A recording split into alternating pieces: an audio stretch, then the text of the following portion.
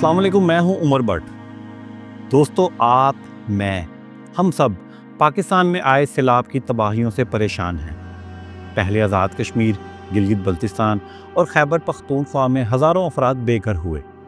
अब पंजाब में 3 दरियाओं ने क़यामत मचा रखी है। दरिया चनाब, रावी और सतलुज में आने वाले सैलाबी रैलों ने हज़ारों एकड़ पर खड़ी फसलें बर्बाद कर दी। हज़ारों कच्चे मकानात ज़मीन बोझ हो चुके, हज़ारों मवेशी हलाक या सैलाबी रेलों में बह गए। बड़े पैमाने पर कारोबार का नुकसान हो चुका। 900 के करीब शहरी जान से जा चुके। तबाही इतनी ज़्यादा और शदीद है कि फ़िलहाल नुकसान का दुरुस्त अंदाज़ा भी नहीं किया जा सकता। मैं लाहौर में दरिया रावी के करीब रहता हूँ, जिसके शुमाल में चनाब और जनूब में सतलुज बहता है। रावी की कहानी मैं आपको सुना चुका। सन 2022 के तबाहकुन सैलाब के बाद मैंने रिलीफ कार्रवाइयों में हिस्सा लिया था। मैं कंदकोट सिंध और पलोगा वैली कलाम में अपने बहन भाइयों की मदद को पहुंचा। इस मर्तबा भी मैंने अपने हिस्से का फ़र्ज़ अदा करने का फ़ैसला किया। इस सिलसिले में मेरा पहला रिलीफ ऑपरेशन दरिया सतलुज से मुतासरा गंडा सिंह के देहात में हुआ। यहाँ मैंने शहरियों को किन मुश्किलात में घिरे देखा। हुकूमती इदारे अपनी ज़िम्मेदारी पूरी करते नज़र आए या नहीं, सरकारी बाबू किन कामों में मसरूफ़ नज़र आए, आम शहरी मुसीबत में घिरे हम वतनों की मदद कैसे कर रहे हैं। हम में 90% से ज़्यादा लोग इन इलाकों में नहीं जाते। अपनी आंखों से ये सब देखना बहुत तकलीफ़देह होता है, लेकिन फिर भी मैं अपने मुशाहिदात आपके साथ शेयर करने जा रहा हूँ। मेरे साथ रहिएगा।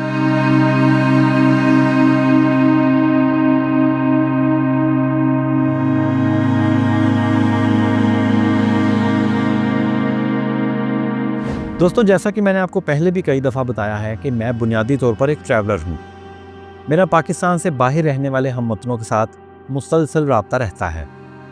पाकिस्तान में जब भी कोई कुदरती आफत आती है, ये तमाम तारकीन वतन मुझे फ़ोन और मैसेज करके अपनी परेशानी का इजहार करते हैं। मुझे खुशगवार हैरत होती है कि कई दहाइयाँ बाहर रहने के बावजूद इनके दिल पाकिस्तान के लिए ही धड़कते हैं। गुज़िश्ता सैलाब की तरह इस मरतबा भी इनमें से बहुत सारे पाकिस्तानियों ने मुझे कहा कि मैं सैलाब ज़दा इलाकों में जाकर अपने तौर पर मुतासरीन की मदद करूं। उनके इसी इसरार और मदद से मैंने दरिया सतलुज के मुतासरा इलाकों में रिलीफ का सामान तकसीम किया। ज़राअत के बाद यहाँ की आबादी का ज़्यादा दारोमदार मवेशियों पर होता है, इसलिए इनकी बहुत बड़ी तादाद मवेशी पानी में छोड़कर खुद बाहर आने को तैयार नहीं। काफ़ी लोग वो हैं जो अपने घर बार छोड़ने के लिए रेडी नहीं। एक बंदा है, उसकी 4-5 गायें हैं, उसका ज़िंदगी का वही एहसास है। वो कहता है मेरे साथ इसको भी रेस्क्यू करें, मैं चला गया तो इनका पीछे से क्या होगा। ये भी एक प्रॉब्लम बनी हुई है। खाना पकाकर कैंपों में दे आना बहुत आसान काम है। मैं ये नहीं कह रहा कि ये छोटी या गैर अहम बात है। ये भी लोगों का जज्बा इंसानी है कि वो खाना पकाकर कैंपों में पहुंचा रहे हैं। लेकिन मैंने सोचा वो लोग जो दूर दराज देहातों में फंस चुके हैं, मुझे उनकी मदद करनी चाहिए, जो कि एक मुश्किल काम था। अल्हम्दुलिल्लाह हम पहुँचे हैं। खैर से अब ये हम अपना राशन डिस्ट्रीब्यूट करते हैं और फिर वापस चलते हैं।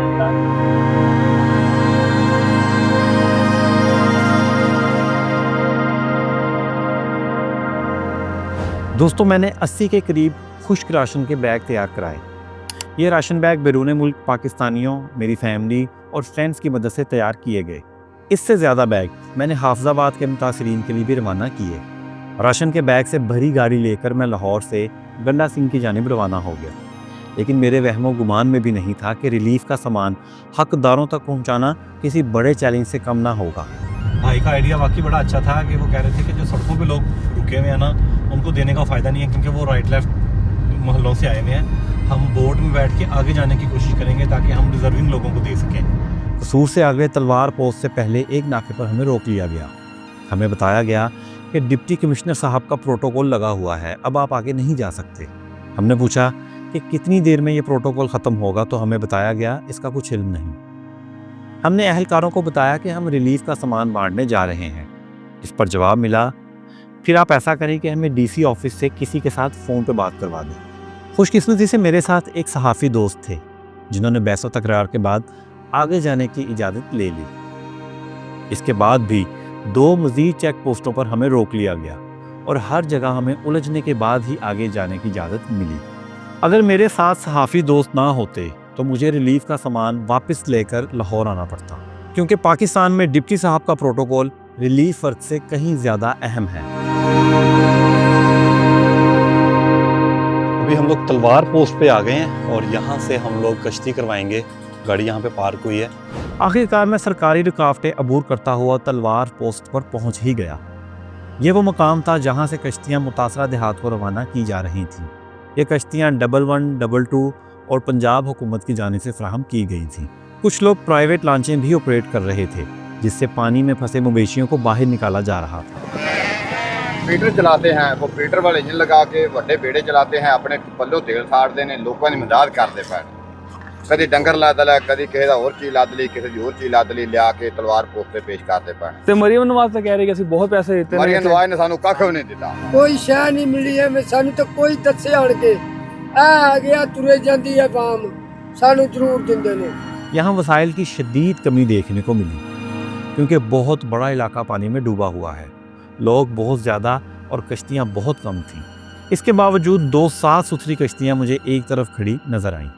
मैंने एक सरकारी अहलकार से पूछा कि कश्तियों की शदीद कमी के बावजूद इन कश्तियों को क्यों इस्तेमाल नहीं किया जा रहा, तो इसने बताया ये कश्तियाँ सरकारी अफसरों के प्रोटोकॉल के लिए मुख्तस हैं। अगर इनमें इमदादी कार्रवाइयाँ की गई तो ये गंदी हो जाएंगी, और अगर साहब आ गए और कश्ती मौजूद ना हुई तो इनकी शामत आ जाएगी। अंदाज़ा करें ये इस मुल्क की नासूर बन चुकी ब्यूरोक्रेसी का हाल है। इस मखलूक को ऐसे नाजुक वक्त में भी अपने प्रोटोकॉल की पड़ी है। मेरी सारे सफ़र में कई लोगों से बात हुई और वो हुकूमती इक़दामात पर शदीद नाराज़ नज़र आए। सानू 1 रुपया नहीं मिला, एवं कही जाते मरियम नवाज या कोई भी है, सानू 1 रुपया नहीं मिला। पानी साडा उत्ते बंद खोदे देखो, साडे पिंडां दे पिंड डोबे, घर बाहर नहीं रहा। कार बाहर नहीं रखा बाकी गल है जिन्होंने आगे सानू तंबू दी मदद कर दो, उन्हें तंबू दी भी उन्हें बाकी आसे नहीं आने आज तंबू पे आया है। कख नहीं रहा, कार दी कोई जगह नहीं रही, कोई शह नहीं हो, एक ना मंजी मंजा ना ना हर शह गई। दोस्तों, सरकारी आदादोशुमार के मुताबिक गंडा सिंह में 22 किलोमीटर रेडियस के इलाके में 80,000 एकड़ पर खड़ी फसलें तबाह हो चुकी हैं। इस इलाके के दर्जनों देहातों में हज़ारों अफराद पानी में अब भी फंसे हुए हैं। कुछ देहात ऐसे भी हैं जो तलवार पोस्ट से कई घंटे की मुसाफत पर हैं, इसलिए वहाँ इमदादी सामान पहुँचाना बहुत मुश्किल भी है और ख़तरनाक भी।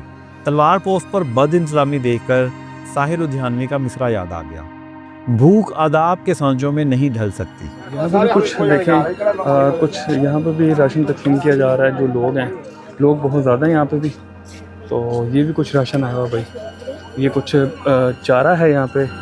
गाड़ी से सामान निकाल कर कश्ती तक मुंतकिल करना भी एक मुश्किल काम बन गया। मैंने तलवार पोस्ट पर मौजूद रेस्क्यू 11-12 के सुपरवाइज़र से तफसीली मालूमात ली कि किस इलाके में इमदाद की ज़्यादा ज़रूरत है। इसने बताया कि जो देहात ज़्यादा दूर हैं वहाँ ज़्यादा ज़रूरत है, लेकिन वहाँ पहुँचना मुश्किल है।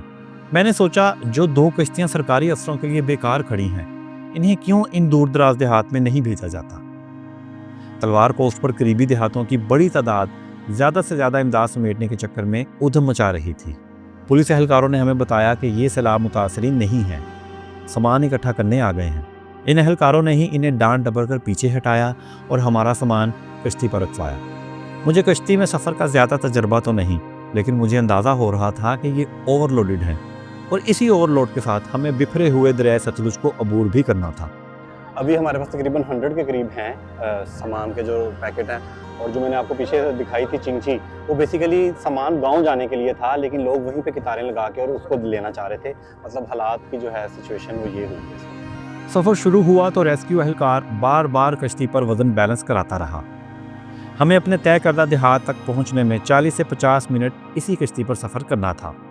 मैंने दुनिया के कई समंदरों में सफ़र किया है, यहाँ हर तरफ पानी ही पानी देखकर मुझे यही महसूस हो रहा था कि मैं समुंदर में सफ़र कर रहा हूँ। दरिया सतलुज के बंद भी मुकम्मल तौर पर पानी में डूब चुके थे और कहीं जगह से टूट भी चुके थे। मुझे नहीं पता चला हम किस वक्त दरिया के पार्ट में दाखिल हुए।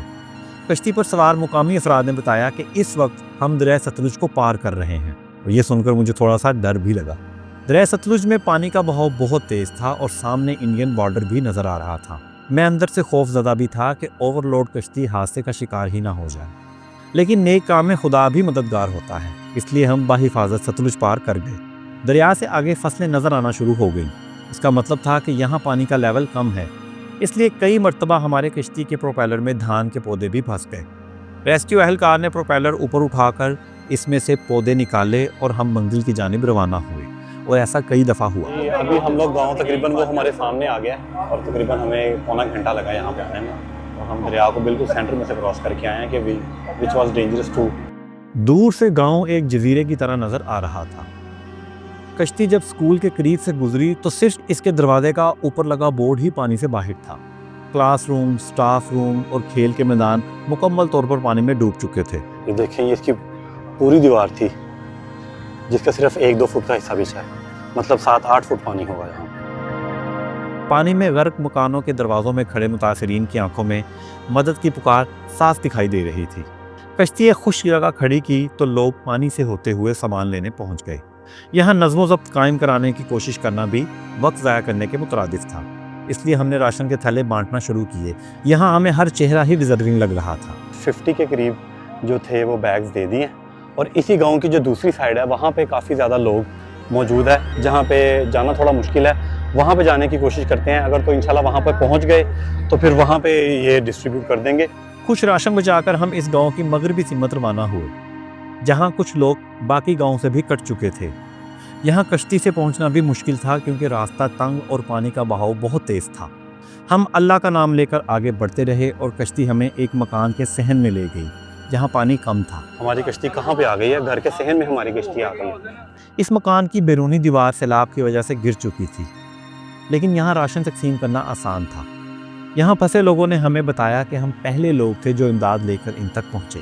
ले जी, जहाँ पे जा रहे हैं वहाँ पे एक ही हमें बात सुनने को मिल रही है कि गवर्नमेंट यहाँ पे नहीं पहुँच रही, लोग प्राइवेटली अपने तौर पे जो कुछ कर रहे हैं वो कर रहे हैं। जो लोग हम तक नहीं पहुँच पा रहे थे, इन तक हमारे साथ मौजूद अखुवत के रज़ाकार सामान पहुँचा रहे थे। इस बुजुर्ग खातून को देखिए, पता नहीं इसके घर में कोई मर्द है भी या नहीं, लेकिन राशन की ज़रूरत तो इस माँ को भी थी। हमने एक रज़ाकार को राशन देकर इस बूढ़ी माँ के पास भेज दिया। सहन से बाहर निकले तो हमें एक नई मुश्किल पड़ गई। कश्ती से कुछ फासले पर अपने घर के बाहर एक नौजवान नजर आया जो इमदाद का मुंतज़िर था। पानी के तेज़ बहाव की वजह से ना तो हम पहुंच पा रहे थे और ना वो हम तक। इसकी ज़रूरत इसके चेहरे से अयां थी। खुशकिस्मती से हमारी कश्ती में इसी गांव का एक रिहायशी भी सवार था। इसने लड़के को पैगाम दिया कि वो गांव के डेरे पर आ जाए, इसका सामान हम वहीं रख लेंगे। हमने इसके हिस्से का राशन वहीं रखवा दिया और हमें यकीन है कि हमारे देहाती मुसीबत की घड़ी में भी ईमानदारी का दामन हाथ से नहीं छोड़ते। हमें यकीन है कि इस लड़के तक इसका हक पहुंचा होगा। मैं जितनी इमदाद ला सकता था ले आया और एक एक राशन का बैग मुस्तहिक अफराद तक पहुंचाया। इसके बावजूद मुझे महसूस हुआ कि मेरे पास मज़ीद राशन होना चाहिए था जो मैं दूसरे ज़रूरतमंदों और अपने हमवतनों में तकसीम कर सकता। लेकिन मुझे इस चीज़ का कम से कम इत्मीनान था कि मैंने अपने हाथों से सिर्फ हकदारों और ज़रूरतमंदों को ही राशन दिया है। राशन तकसीम करके हमने वापसी का सफ़र शुरू कर दिया। गांव से वापस निकलते हुए मुझे अंदाज़ा हुआ कि लोग इस जानिब क्यों नहीं आ रहे थे। तेज़ पानी के बायस हमें 3 मरतबा किश्ती रिवर्स करके सिमत बदलना पड़ी और हम एक लंबा चक्कर काट कर पहुँचे। इस दौरान हमें एक जहरीला मेहमान भी नज़र आया। कश्ती पर सवार तमाम अफराद इसे देखने के लिए एक जानिब लपके, जिससे कश्ती ने ज़बरदस्त हिचकोला खाया। भाई साहब का नज़ारा करने के शौकीनों की इनसे बिलमुशाफा मुलाकात होते होते रह गई।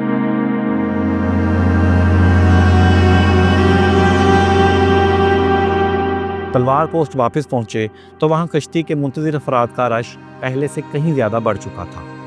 लोग बेसब्री से कश्ती किनारे तक पहुंचने के मुंतज़िर थे। इस पर सवार होने के लिए धक्कम पेल भी होती रही। कश्ती से उतरते हुए मेरी नज़र फिर उन 2 कश्तियों पर पड़ी जो सुबह से किसी के इस्तेमाल में नहीं आई। मुतासरीन और रिलीफ वर्कर पास खड़े हसरत से इन्हें देखते रहे और कई घंटे दूसरी कश्तियों की वापसी का इंतज़ार करते रहे। सारा दिन कोई सरकारी बाबू इस तरफ नहीं आया, लेकिन कश्तियाँ किसी और के काम भी नहीं आईं। मुझे सारे सफ़र में अल खिदमत और अखवत फाउंडेशन का किरदार इंतहाई ज़बरदस्त नज़र आया। आप इन दोनों तंजीमों को भी अपने एहतियात दे सकते हैं। मैं अपने अगले सफ़र पर दरियाए चनाब के मुतासरा देहात में राशन तकसीम करने जाऊँगा। इस सफ़र की पूरी कहानी भी आपके साथ इसी तरह शेयर करूँगा। मुझे दुआओं में याद रखिएगा।